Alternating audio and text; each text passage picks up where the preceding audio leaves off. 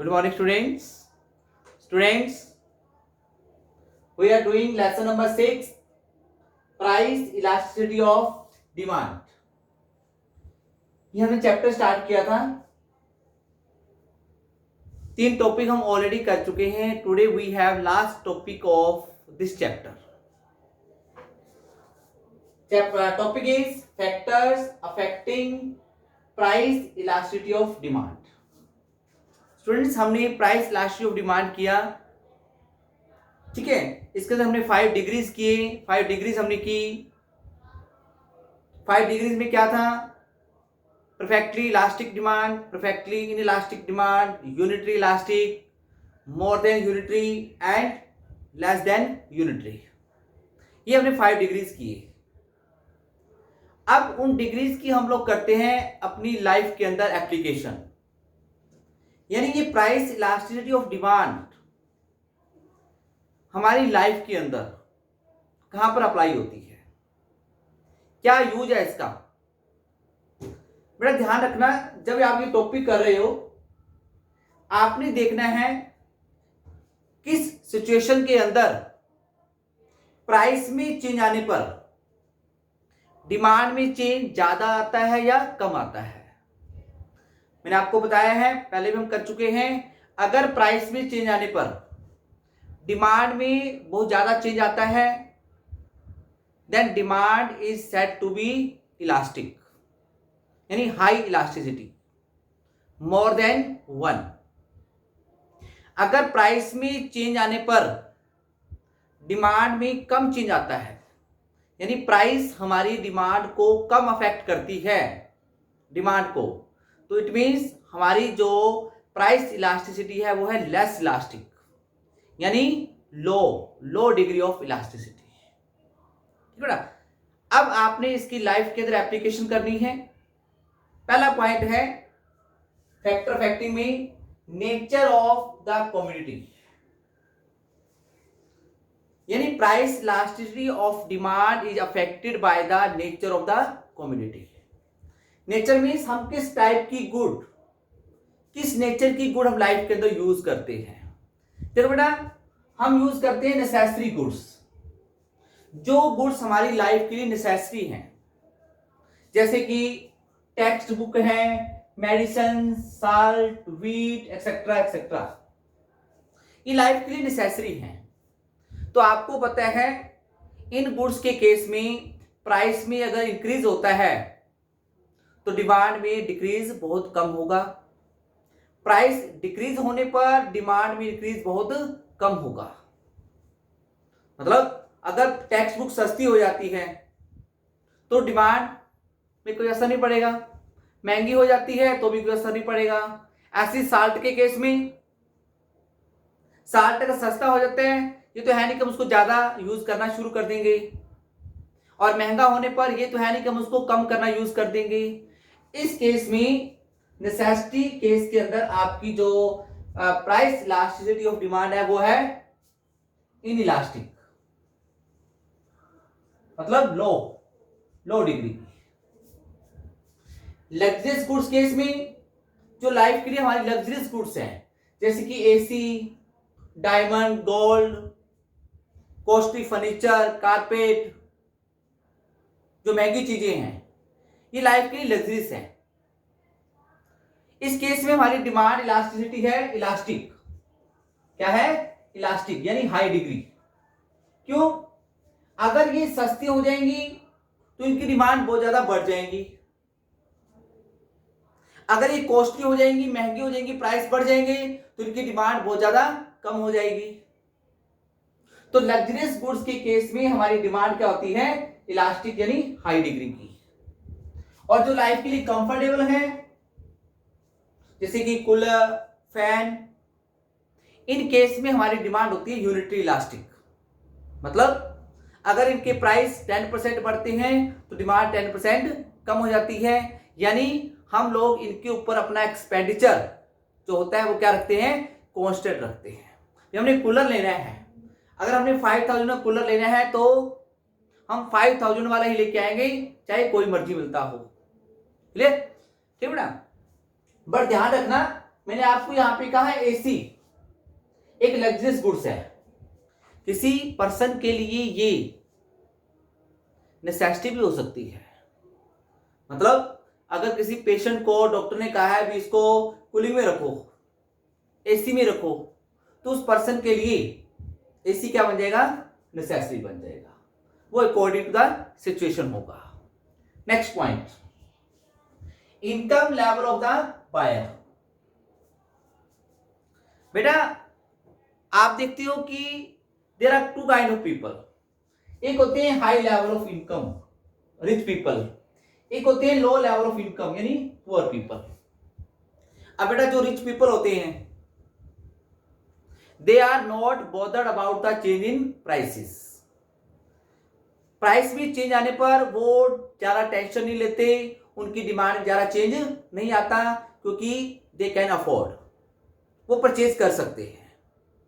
तो price increase होने पर उनकी डिमांड में डिक्रीज नहीं हुआ, कम हुआ, तो उनके लिए यानी रिच पीपल के लिए डिमांड इलास्टिसिटी क्या है, इनइलास्टिक यानी लो डिग्री की, मतलब प्राइस कम अफेक्ट करते हैं। लो लेवल ऑफ इनकम, जो पुअर फैमिलीज है, मिडिल क्लास फैमिलीज हैं, वो प्राइस के अकॉर्डिंग अपनी डिमांड चेंज कर देते हैं। प्राइस इंक्रीज हो जाते हैं, डिमांड बहुत ज्यादा कम कर देते हैं, प्राइस कम होने पर डिमांड बढ़ा देते हैं। अब देखो मार्केट के अंदर जैसे कुछ वेजिटेबल है, सब्जी है, अब कुछ सब्जियां जैसे महंगी होती है तो रिच पीपल को कोई फर्क नहीं पड़ता, उन्होंने खानी है तो वो खाएंगे। लेकिन मिडिल क्लास फैमिली होती है, पुअर फैमिली होती है, सस्ती होने पर ज्यादा ले आएंगे और महंगी होने पर कम लेके आएंगे। तो उनके लिए डिमांड क्या है, इलास्टिक यानी हाई डिग्री की। Third point, habit of consumer. Price elasticity of demand is affected by habit of the consumer. बेटा कुछ लोग किसी कम्युनिटी के हैबिचुअल हो जाते हैं, आदत पड़ जाती है। मान लो किसी पर्सन को अगर सिगरेट की, स्मोकिंग की, वाइन की हैबिट है, तो चाहे प्राइस इंक्रीज हो चाहे डिक्रीज हो, दे विल परचेज। मतलब प्राइस में चेंज ने उनकी डिमांड को अफेक्ट नहीं किया, तो उनकी डिमांड क्या है, क्या है, इनइलास्टिक। जो पर्सन हैबिचुअल नहीं होते हैं, डेली यूजर नहीं होते हैं, कभी कभार यूज करते हैं, तो वो सस्ती होने पे ज्यादा परचेज करेंगे, महंगी होने पे परचेज नहीं करेंगे, कम करेंगे। तो उनके लिए डिमांड क्या है, उस गुड्स की, elastic. Next, availability of substitutes. मतलब किसी भी गुड्स का मार्केट में सब्स्टिट्यूट्स अवेलेबल है या नहीं है। अब देखो मार्केट के अंदर बेटा पेट्रोल का सब्स्टिट्यूट अवेलेबल नहीं है, ठीक है। अब पेट्रोल के प्राइस अगर मार्केट में बढ़ रहे हैं तो हमें पेट्रोल ही डलवाना पड़ेगा गाड़ी में, तो डिमांड में ज्यादा चेंज नहीं आ रहा, क्योंकि उसका सब्स्टिट्यूट अवेलेबल नहीं है। तो पेट्रोल के लिए हमारी डिमांड क्या है, इनइलास्टिक। क्या है, इनइलास्टिक। अब इलेक्ट्रिसिटी है, इलेक्ट्रिसिटी का कोई सब्स्टिट्यूट अवेलेबल नहीं है कि जिससे हमारा फैन, एसी चल सके। अब इलेक्ट्रिसिटी के प्राइस इंक्रीज हो तो हमारी डिमांड पे ज्यादा असर नहीं पड़ेगा, तो हमारी डिमांड क्या है, लेस इलास्टिक यानी इनइलास्टिक, लो डिग्री की। हाँ, जिन गुड्स के मार्केट में सब्स्टिट्यूट अवेलेबल होते हैं, जैसे कि पेप्सी, अगर मार्केट में पेप्सी की प्राइस इंक्रीज होंगे तो हमारे पास इसका सब्स्टिट्यूट कोक अवेलेबल है, तो हम पेप्सी से डिमांड हटाकर कोक की तरफ शिफ्ट कर देंगे, तो हमारी डिमांड में क्या आ गया, चेंज आ गया पेप्सी के लिए। तो इसलिए पेप्सी की डिमांड क्या हुई, मोर इलास्टिक यानी इलास्टिक। क्लियर। तो क्या लिखना है इसके अंदर, इफ द कम्युनिटी या goods has substitute available in the market then demand will be more elastic. If the community has no substitute available then demand will be less elastic. तो देखा होगा बेटा आपने, जिन गुड्स के मार्केट में substitute नहीं होते हैं उसका सेलर की उस गुड्स के ऊपर मोनोपोली है, वो आपसे ज्यादा प्राइसेस चार्ज करेगा, क्योंकि उसको पता है कस्टमर मेरे को छोड़ के कहीं और नहीं जा सकता, वो गुड्स मेरे से ही परचेज करेगा, तो आपसे प्राइसेस क्या करेगा, ज्यादा चार्ज करेगा। हाँ, जिनके सब्स्टिट्यूट अवेलेबल हैं तो बेचने वाले को, सेलर को पता है अगर मैंने इससे ज्यादा प्राइस चार्ज की तो ये दूसरी शॉप पे शिफ्ट कर जाएगा। Clear? Next, postpone of use, मतलब अगर प्राइस इंक्रीज होने पर हम अपनी डिमांड को कुछ समय के लिए पोस्टपोन कर सकते हैं, टाल सकते हैं, तो इसका मतलब डिमांड में चेंज आ गया। तुम्हारी डिमांड क्या है, मोर इलास्टिक यानी इलास्टिक। अगर हम अपनी डिमांड को पोस्टपोन नहीं कर सकते, प्राइस इंक्रीज हो गई है और हमें लगता है कि हमें अभी परचेज करनी पड़ेगी, मेडिसिन है या घर में कोई मैरिज का या कोई फंक्शन प्रोग्राम है हमारे घर में, ठीक है, तो हमने कोई सामान लेके आना है, तो उसके प्राइस इंक्रीज हो चुके हैं, हमें वो लेके आनी पड़ेगी। क्यों? क्योंकि ये तो है नहीं कि हम लोग उस डिमांड को, उस गुड्स की डिमांड को पोस्टपोन कर दें कि फंक्शन के बाद ले आएंगे, मैरिज के बाद ले आएंगे, नहीं, वो तो हमें उसी टाइम चाहिए, हम उसकी डिमांड को पोस्टपोन नहीं कर सकते हैं। तो उस केस में हमारी डिमांड क्या है, इनइलास्टिक। अगर पोस्टपोन कर सकते हैं तो डिमांड क्या है, मोर इलास्टिक, अगर पोस्टपोन नहीं कर सकते तो less elastic. Proportion of income spent, क्या मतलब है कि किसी भी कम्युनिटी को परचेज करने पे आप अपनी टोटल इनकम का कितना पार्ट खर्च करते हैं। तो स्टूडेंट्स, आप देखिए अपने घर के बजट में, अब देखिए कि आप किस कम्युनिटी पर अपनी इनकम का कितना पार्ट खर्च करते हैं। घर में आपके टूथपेस्ट आती है, 5 सोप आती है, ब्रश आता है, इनके ऊपर आपके पूरे बजट का कितना पार्ट खर्च होता है। आई थिंक 200 या 300 रुपीज पूरे मंथ में। अगर टूथपेस्ट महंगा भी हो जाता है, 5 रुपीज, 10 रुपीज, 50 वाला 60 का हो जाता है, तो देखो आपके बजट पे कितना असर पड़ेगा, बहुत कम। तो क्या आप लोग टूथपेस्ट की डिमांड को चेंज करोगे? क्या प्राइस बढ़ने पर आप लोग टूथपेस्ट कम खरीदोगे? नहीं, उसकी डिमांड पे असर ज्यादा नहीं पड़ेगा। तो उस केस में हमारी डिमांड क्या है, लेस इलास्टिक, मतलब इनइलास्टिक, लो डिग्री की। हाँ, जिन गुड्स के ऊपर हमारे बजट का ज्यादा पार्ट खर्च होता है, ज्यादा प्रोपोर्शन खर्च होता है, जैसे कि एंटरटेनमेंट, क्लॉथ्स, ट्रांसपोर्ट, इन पे हमारे बजट का ज्यादा पार्ट खर्च होता है। अगर इनके प्राइस इंक्रीज होते हैं तो हम लोग इनकी डिमांड में ज्यादा चेंज करेंगे, क्योंकि हमारा बजट बढ़ जाएगा। प्राइस बढ़ चुके हैं, अगर हम उनको परचेज करेंगे तो हमारा बजट बढ़ जाएगा, तो हम लोग डिमांड में क्या कर देंगे, कमी कर देंगे। तो क्या लिखोगे, if the consumer spend very small proportion of his income on a commodity, then demand will be less elastic. For example, toothpaste, salt, matchbox, etc. If a consumer spend large proportion of his income on a commodity, then demand will be more elastic. For example, vegetables, clothes, entertainment, etcetera. ठीक है, next point, price level. Price level का मतलब यहां पे क्या है कि कुछ गुड्स ऐसी होती हैं जिनकी प्राइस ऑलरेडी काफी लो होते हैं, जैसे कि मैच बॉक्स, माचिस की डिब्बी आती है, 1 रुपए की आती है, महंगी हो जाएगी तो कितनी की हो जाएगी, 1.5, 2 रुपीज। तो क्या आप इसकी डिमांड में चेंज करोगे? नहीं करोगे। तो डिमांड क्या होगी, लेस इलास्टिक। नीडल, सुई आती है बेटा, मशीन की, कपड़े सीने वाली आती है, 1 या 2 रुपए की आती है। अगर कॉस्टली हो भी जाएगी तो कितनी, क्योंकि इनकी प्राइस ऑलरेडी काफी लो है, तो इन केस में हमारी डिमांड में चेंज नहीं आएगा। तो डिमांड क्या है हमारी, लेस इलास्टिक यानी इन इलास्टिक।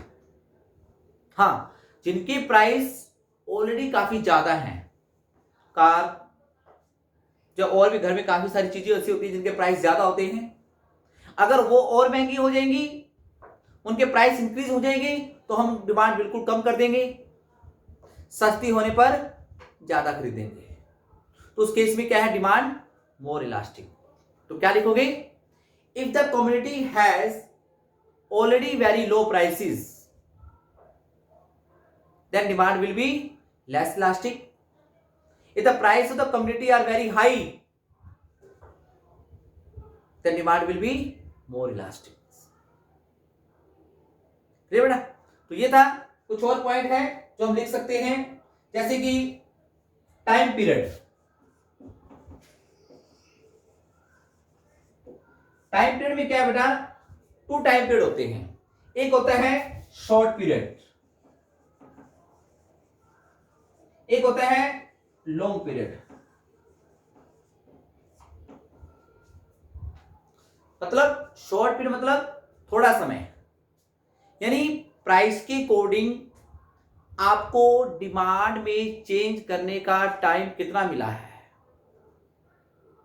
मतलब मार्केट में प्राइस इंक्रीज हो गई और आपके पास इतना टाइम नहीं है कि आप डिमांड में चेंज कर सको, बहुत कम टाइम है, तो नेचुरल बात आप उसको परचेज करोगे, तो आपकी डिमांड क्या है, लेस इलास्टिक है। मतलब बेटा, आप लोग कई बार आप ट्रेन में सफर कर रहे हैं, गाड़ी चलने वाली है, ट्रेन चलने वाली है, आपको प्यास लगी, आपने देखा पानी की बोतल दूर तक नहीं मिल रही, और आपको एक वहां पे दिखाई देता है और उसको भी पता है बेचने वाले को ट्रेन चल रही है, ये रुकेगा नहीं, तो आप उससे पानी की बोतल लेते हो। पानी की बोतल 20 की है, अगर वो आपसे 30 भी मांगेगा तो आप उसको दोगे। क्यों? क्योंकि आपके पास टाइम क्या है, शॉर्ट, आप इधर उधर जाके इंक्वायरी नहीं कर सकते कहीं और भी मिल रही है नहीं मिल रही है, तो आप क्या करोगे, उसको खरीदोगे। यानी उस केस में आपकी डिमांड क्या है, इनइलास्टिक। हाँ, अगर आपके पास लॉन्गर पीरियड होता, समय काफी होता, लॉन्ग पीरियड होता, लॉन्ग टाइम होता, ट्रेन रुकी हुई है, आधा घंटा घंटा लगाएगी वहां पे, तो अगर वो शॉपकीपर आपसे 30 रुपीज मांगता है तो आप नहीं दोगे, आप इधर उधर से इंक्वायरी करोगे। उस केस में आपकी डिमांड क्या है, मोर इलास्टिक होती है। स्टूडेंट्स, तो ये था आपका topic, factors affecting price elasticity of demand. Video को ध्यान से सुनो और हर पॉइंट्स के नोट्स बनाने हैं, अपने लिखना है, अपने प्रॉपर सिंपल लिखना है। जैसे आपने पॉइंट लिखा, income level of the buyer, क्या लिखोगी, for high level of income group या people the demand will be less elastic because they are not bothered about the change in prices. For low level of income group, the demand will be elastic or high because they are affected by the change in prices. तो एक एक दो दो line में सभी points को आपने clear करना है, नोट्स बनाने हैं और चेक करवाने हैं। कोई डाउट हो, पॉइंट समझ ना आए तो कॉल कर सकते हो। Okay students, have a nice day.